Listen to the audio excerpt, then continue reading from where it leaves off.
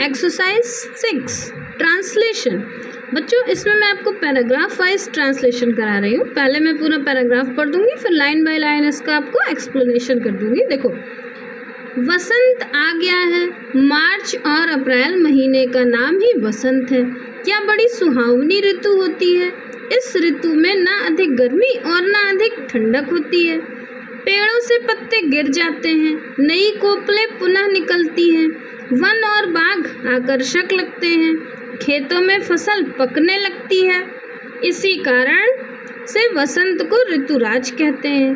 कवि वसंत की प्रशंसा में कई कविताएं लिखते हैं। ये बच्चों आपके पैराग्राफ से ट्रांसलेशन आता है, तो बार बार इसको आप प्रैक्टिस करना, जैसे आपको इसके फुल मार्क्स मिल जाएं। देखो, फर्स्ट है आपका वसंत आ गया है। वसंत आ गया है मीन्स वसंत को बोलते हैं स्प्रिंग सीजन, है ना।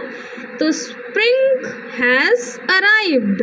वसंत आ गया है मीन्स देखो आ गया है, यानी है जो ये आपका परफेक्ट टेंस हो गया, तो क्या बन गया, हैज। परफेक्ट टेंस में हैज लगता है, आपने लिख दिया वसंत की इंग्लिश यानी स्प्रिंग। अब आ गया है तो परफेक्ट टेंस यानी हैज लग गया। परफेक्ट टेंस में हैव हैज, वर्ब की थर्ड फॉर्म लगती है, ज़्यादा के साथ हैव, कम के साथ हैज। तो स्प्रिंग हैज अराइव्ड, वसंत आ गया है। मार्च और अप्रैल महीने का नाम ही वसंत है। अब देखो यहाँ मार्च और अप्रैल महीने का नाम, तो सबसे पहले आप दे दो कि महीने का नाम, क्या, the name of the month, है ना। महीने का नाम यानी the name of the month of किसका, मार्च एंड अप्रैल देमसेल्फ, दोनों एक साथ, ठीक। देमसेल्फ मीन स्प्रिंग, इसी को स्प्रिंग बोलते हैं, यानी the name of the month of March and April themselves mean spring. यह बड़ी सुहावनी ऋतु होती है। या अब ऋतु के लिए, इन सब के लिए, नॉन लिविंग के लिए इट यूज होता है, तो हम इट यूज करेंगे। और है यानी प्रेजेंट में है तो इज हो गया। It is a very pleasant season. Pleasant मतलब होता है सुहावनी, सीजन मीन्स ऋतु। It is a very pleasant season.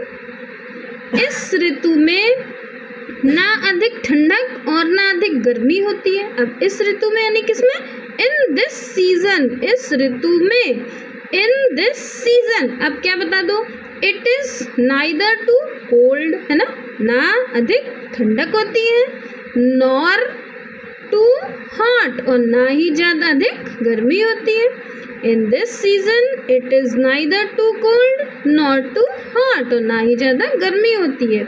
पेड़ों से पत्ते गिर जाते हैं। देखो जाते हैं से पता चल रहा है प्रेजेंट इंडेफिनिट है ना। प्रेजेंट इंडेफिनिट का रूल होता है, इधर आप सब्जेक्ट एक है तो इधर ज़्यादा है तो इधर कम हो जाएगा, मतलब वर्ब में ऐसे एस नहीं लगेगा। यहाँ देखो पत्ते यानी ज़्यादा है ना, तो लीव्स गिर जाते हैं, मतलब लीव्स फॉल, कहाँ से गिर जाते हैं, पेड़ से, यानी from the trees. Leaves fall from the trees, पेड़ों से पत्ते गिर जाते हैं। नई कोपले पुनः निकलती, कोपले यानी जो छोटे छोटे पत्ते निकलते हैं ना पेड़ों में, कल्ले, उन्हीं को बोलते हैं कोपले। तो कोपले यानी न्यू बड्स, यानी नई कलियाँ। New buds sprout, again sprout बोलते हैं जो कुछ अंकुरित चीज़ निकलती है उसको बोलते हैं स्प्राउट। तो न्यू बड्स स्प्राउट अगेन, नई कोपले पुनः निकलती हैं। वन और बाग अधिक आकर्षक लगते हैं। वन यानी फॉरेस्ट, फॉरेस्ट मतलब जंगल भी होता है, वन होता है ना। फॉरेस्ट एंड गार्डन, बाग यानी गार्डन कैसे लगते हैं, देखो लगते हैं पता चल रहा है तो इंडेफिनिट है, दो ज़्यादा हो गए तो इधर हमने वर्ब में एस या एस नहीं लगाया। Forest and gardens looks attractive, attractive means आकर्षक देखने में लगते हैं। खेतों में फसल पकने लगती है। फिर यहाँ देखो प्रेजेंट इंडेफिनिट लगती है, जहाँ पे ता ती ते ऐसे कुछ आ जाए समझ लो प्रेजेंट इंडेफिनिट है ना। खेतों में फसल पकने लगती है। खेतों यानी द क्रॉप्स, क्रॉप्स देखो बोलते हैं उसको जहाँ एक साथ, ये नहीं आपने गार्डन में फसल उगाई तो उसको क्रॉप्स बोलते हैं। जहाँ पर ज़्यादा एक साथ एक ही, जैसे गेहूं की फसल है तो गेहूं की फसल पूरे खेत में है, मतलब उसकी क्वांटिटी ज़्यादा, उसी को क्रॉप्स बोलेंगे, यानी उस फसल। द क्रॉप्स कहाँ पर, खेतों में। यानी the crops in the fields begin to ripen, यानी पकनी शुरू हो गई है। इसी कारण से वसंत को ऋतुराज कहते हैं। देखो इसी कारण यानी फॉर दिस रीजन, यानी इसी कारण spring is called the king of season, इसी कारण से स्प्रिंग को किंग ऑफ द सीजन कहते हैं, यानी इसी कारण से वसंत को ऋतुराज कहते हैं। For this reason spring is called the king of season. कवि वसंत की प्रशंसा में कई कविताएं लिखते हैं। कवि यानी पोएट्स क्या करते हैं, देखो पहले ऐसे देखो, कवि लिखते हैं, बीच की लाइन को आप छोड़ दो, कवि लिखते हैं, तो लिखते हैं क्या हो जाएगा, प्रेजेंट इंडेफिनिट ना, कवि यानी poets.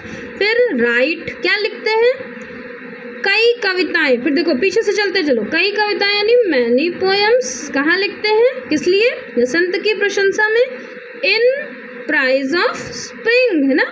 Poets rights many poem in praise of spring, यानी वसंत की प्रशंसा में कवि कविताएं लिखते हैं। बच्चों ये पैराग्राफ कंप्लीट हुआ।